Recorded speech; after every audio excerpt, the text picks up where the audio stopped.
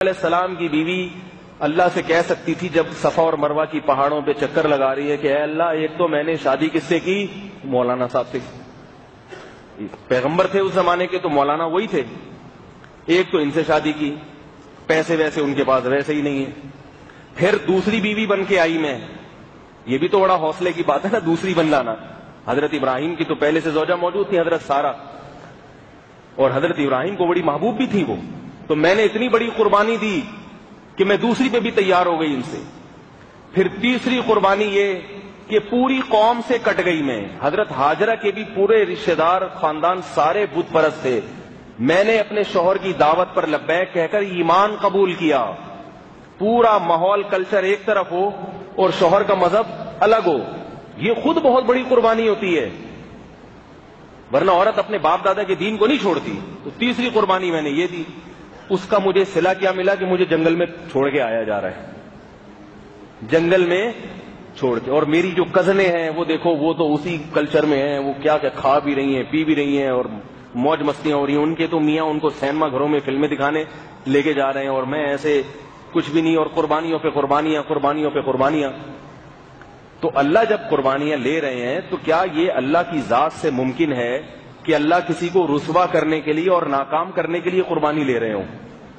کسی نے اللہ کے لیے قربانی دی تو اللہ اسے کبھی بھی ضائع نہیں کرتے. حضرت ابراہیم علیہ السلام کی جو زوجہ تھی نا، ان کی جو بھی کزنیں ہوں گی اس زمانے میں، بہنیں جو کافر تھیں، انہوں نے جتنی مرضی عیاشی کی، مگر آج ان کا نام و نشان کہیں ہے؟ ختم.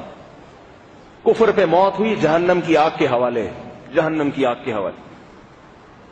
کیسا آخرت کا عذاب ہے. دنیا میں بھی ناکام، کیونکہ اصل سکون دینداری کے بغیر ملتا نہیں ہے. یہ تو دیکھنے کے وہ ہوتے ہیں چسکے، اصل سکون نہیں ملتا. تو ابراہیم علیہ السلام کی بیوی نے اتنی قربانیاں دی، اتنی قربانیاں دی. پھر ایک بہت بڑی آخری قربانی کیا کہ اپنا وطن چھوڑ دیا، سب رشتہ دار چھوڑ دیے جنگل میں. اب اور اللہ پہ اعتماد کیا.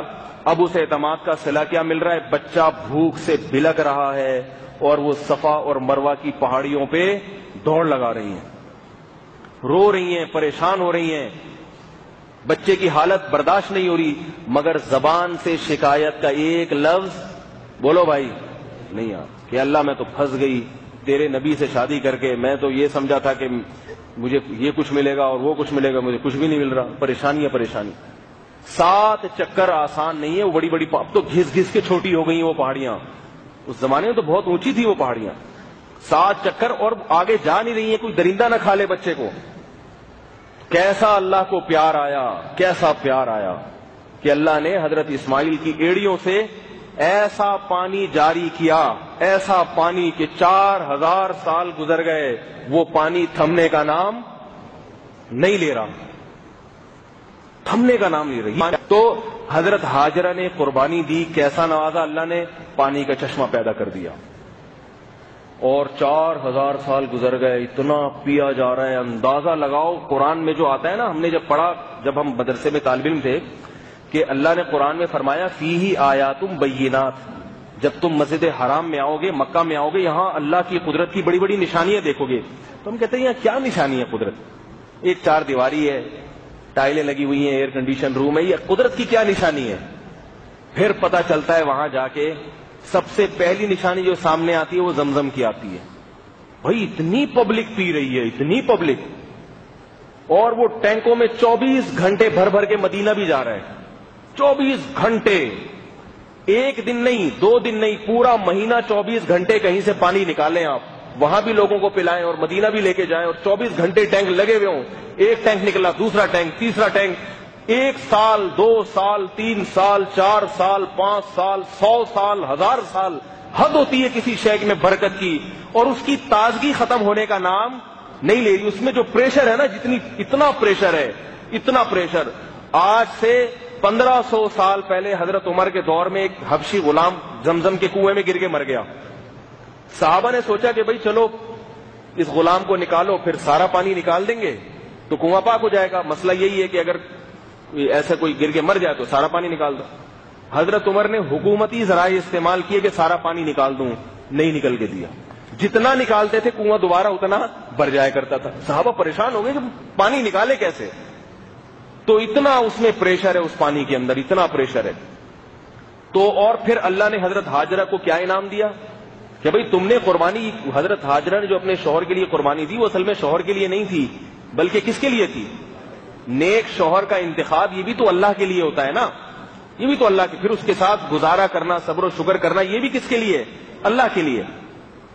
تو کیسا اللہ نے نوازا کہ اللہ نے کہا کسی پیغمبر کا بھی حج قبول نہیں ہوگا جب تک وہ صفا اور مروہ پہ حضرت ہاجرہ کی طرح دوڑ نہیں لگائیں گے. اب اگر کوئی کافر دیکھے نا تو وہ حیران ہوتا ہے، بھائی یہ صفا مروہ پہ یہ کیا کر رہے ہیں، یہاں سے جہاں تک آرام سے جاتے ہیں ایک دم دوڑنا چاہیے، یہ کون سی عبادت ہے؟ عبادت تو ہوتا ہے رکوع کرو، سجدہ کرو، تسبیح پڑھو، یہ عبادت تو سمجھ میں آتی ہے. یہ کون سی عبادت ہے؟ 5 لاکھ روپے خرچ کر کے گئے ہیں اس کام کے لیے، یہاں تک آرام سے آؤ، یہاں دوڑ کے جاؤ. بڑے بڑے اچھی شخصیتیں جو کبھی دوڑی نہیں ہیں، ہمیشہ وقار کے ساتھ چلیں، وہ بھی وہاں جا کے ایک دم دوڑنا شروع کر دیتے ہیں، اور جیسے ہی دوسری گرین پٹی آتی ہے فوراً اپنی رفتار آہستہ.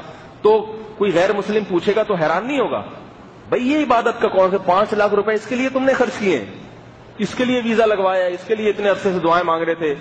لیکن ہم ان کو کیا جواب دیں گے؟ بھائی اللہ کو حضرت ہاجرہ کی ادا اتنی پسند آئی ہے، اللہ چاہتے ہیں یہ ادا قیامت تک زندہ رہے.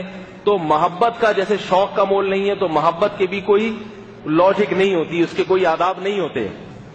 بس وہ جو محبت ہے، وہ شعر سناتا ہوں نا امرؤ القیس کا.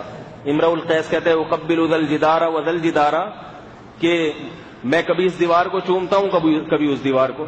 لوگوں کہتے ہیں وما حب الدیار شغفنا قلبی ولکن حب من سکن الدیار. لوگوں میں اتنا بیوقوف نہیں ہوں کہ دیواروں سے محبت ہے، ان دیواروں کے پیچھے میرا محبوب رہتا ہے. اور وہ پہلے زمانہ تھا، موبائل اور مس کال کا سیٹ اپ نہیں تھا، تو ان دیواروں ہی کو میں باتیں کر کے اور ان دیواروں کو ہی چوم کے میں خوش ہو جاتا ہوں کہ چلو محبوب سے ملاقات نہیں ہو رہی، دیواروں تو محبوب کی دیواریں تو نظر آ رہی ہیں نا. تو وہ لوگوں کو بتاتے کہ بے وقوف نہیں، ورنہ دیواروں میں کیا رکھا ہے بھائی. تو محبت ہے تو اس کی چیزوں سے محبت. تو اللہ کو حضرت ہاجرہ سے محبت تھی کہ بھئی اس نے میرے لیے قربانی دی، تو حضرت ہاجرہ کی اداؤں سے محبت ہو گئی اور اللہ نے تھوڑا تڑپایا، پریشان کیا. کیوں؟ ہمارے اکابر فرمایا کرتے تھے کہ بعض دفعہ جب انسان کو کسی سے محبت ہوتی ہے تو اسے تھوڑا سا پریشان کر کے بھی انسان خوش ہوتا ہے، بشرطے کہ اس پریشانی کا بعد میں اس کا متبادل دینے والا ہو. اس کی مثال حدیث میں ملتی ہے.